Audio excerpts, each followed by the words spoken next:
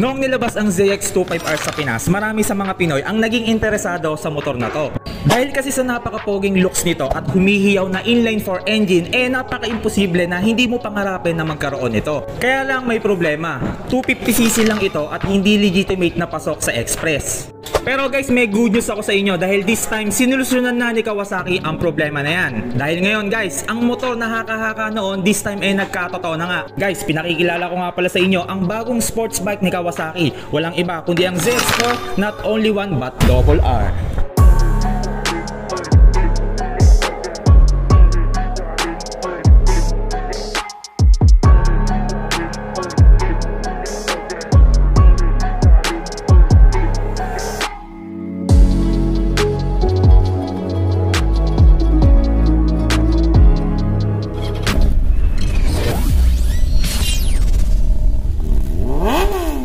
Pagdating sa disenyo, mapapansin mo agad na parang halos duplicate copy lang ito ng ZX25RR. Yung sticker nga lang dito ang pinagkaiba nila. Pero kung susuriin mo ng mabuti ang motor na to, malalaman mo na malaki din naman ang nadagdag dito. Una na nga dyan ay yung kanyang engine. This time, confident ka nang makakapasok sa expressway dahil 400cc na nga ito. At pagdating sa buong 400cc division, walang duda na Kawasaki na naman ang naghahari.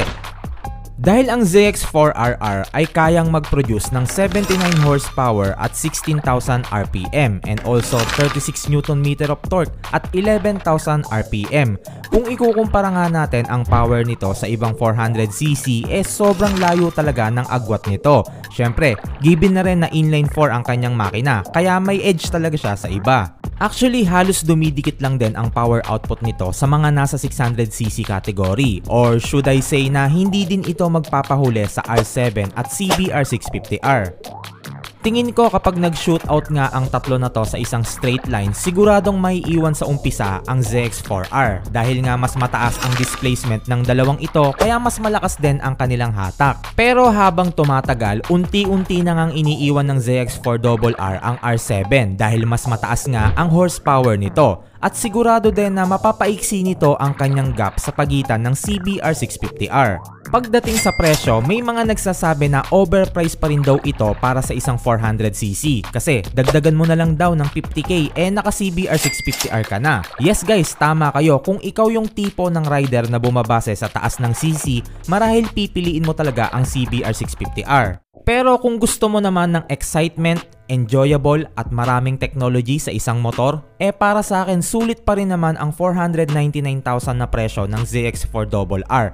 Biruin mo yon, may quick shifter na up and down, traction control with 3 modes, fully adjustable ang mga suspension at mas magaan pang dalhin dahil 188kg lang ito compare sa CBR650R na 210kg. Pero sa kabila ng mga sinabi ko, kung hindi mo pa rin ma-appreciate ang motor na to kahit fully loaded na ang kanyang features, isa lang ang ibig sabihin yan, hindi ikaw ang target market ng motor na to. Anyway, sa huli, iba-iba naman tayo ng trip sa buhay. One thing nga lang ang nasisiguro ko, malamang ang 499 na presyo nito introductory lang. Kaya siguradong tataas pa ito sa mga susunod na buwan, katulad ng nangyari sa Z900. Isa pang dapat mong i-take note sa motor na to ay yung kanyang preno. This time kasi naka-dual disc na rin siya. Dahil nga mas malakas na rin ang kanyang power, mas mainam din kung malakas din ang kanyang stopping power. Kaya naman kinabitan na ito ni Kawasaki ng dalawang 290mm na disc. At ang kumakagat naman dito ay dalawang 4-piston monoblock caliper. Sa likod naman ay naka 220mm disc na rin ito with Nissin caliper. At parehas na rin silang naka-ABS. Noticeable nga din ang pagbabago sa tunog nito. Medyo matinis kasi yung scream ng ZX25R. Kaya pagdating sa ZX4R, alam mong mas malaki na ang bore nito dahil sa kanyang umi-echo na sound. Base nga sa narinig ko, kahit naka-stock pipe lang ito, dumadagong-dung pa rin talaga. Let's go guys!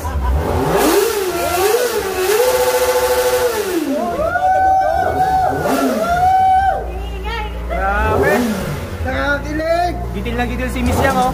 Kaya naman siguradong hahati ito ng kalsada once na mapalitan mo na ng aftermarket exhaust. Kung mahilig kang maglaro sa truck, sure ako na magkaka-interest ka sa motor na to. Ngayon kasi nakashowa fully adjustable na ang fork at shock nito. By simply twisting the screw, madali mo lang matitimpla ang laro ng rebound at compression nito. Based nga sa mga nakagamit sa motor na to, mas ramdam mo na daw ang much stable na handling while cornering. Kaya naman mas lalong mabuboost ang confidence mo dito. As you may know nga, ang shock na gamit nito ay ang shock din na ginagamit ng ZX-10R. Mas naging moderno pa nga lalo ang looks ng instrumental panel nito dahil this time ay naka 4.3 inch full color TFT display na rin ito. Dahil dyan mas madali mo nang ma-access at maiintindihan kung paano ba gamitin ang mga electronics na nakapaloob sa ZX4RR. Lalo na ngayon, meron na ring radiology app ang Kawasaki kaya pwede mo na din makontrol ang ibang features nito through smartphone connectivity. Marami nga din ang nagtatanong sa akin kung pwede rin daw ba itong gawing beginner bike. Well, para sa akin hindi. According nga sa Kawasaki, ang ZX4RR ay isang track weapon. Kaya nga RR, meaning race ready. Syempre, kalimitan nga ng lumalaro sa track ay may skills na at may lots of experience pa. At para sa $500,000 na presyo, hindi ito smart option to buy, lalo na kung isesemplang mo lang. Syempre, kapag beginner ka, mas mataas ang chances na magkamali ka. Kaya para mas safe, mas mainam kung mas lower price na sports bike muna ang pagpraktisan mo. Pero kung mapilit ka, okay lang naman, total pera mo naman yan at wala akong karapatan na pigilan ka. Hindi mo rin naman malalaman kung hindi mo susubukan, di ba? Sa ibang specs nito like seat height, same lang din naman ang taas nito sa ZX25R. As you can see naman, flat-footed ako, kaya Pinoy friendly talaga. Pagdating sa fuel capacity, 15 liters pa rin naman siya and also sa weight, mas bumigat lang ito ng 4 kg kesa sa ZX25R. Sa gulong naman, naka-Dunlop na ito at may sukat na 120/70/17 sa unahan at 160/60/17 sa likuran. Sa design ng tambucho from underbelly mas lalo pa itong humaba. Pero no big deal naman yan dahil normally pinapalitan naman agad yan ng aftermarket exhaust para mas lalo mong ma-enjoy ang tunog ng ZX4R mo. And the rest sa ibang specification ay parehas pa rin ng nasa ZX25R. And my final thoughts on this bike, para sa akin, all goods pa rin naman ang ZX4RR, lalo na pagdating sa power at technology. Syempre, express legal ito at marami na ring riding aids na siguradong makakapagpa-enhance sa riding skills ng owner nito. Kaso lang, sa isang bagay lang sumablay si Kawasaki at yon ay sa design.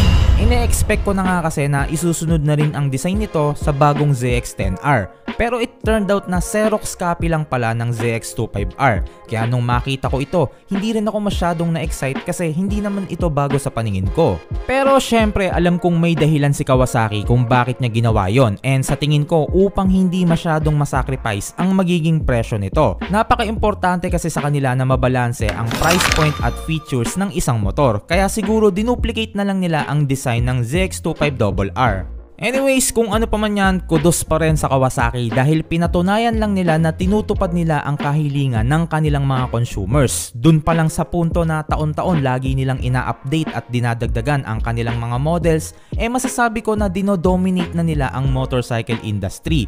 Nandyan ang ZX25R, ZX4R, ZX6R at ZX10R. Lahat na yata ng kailangan mo nasa kanila .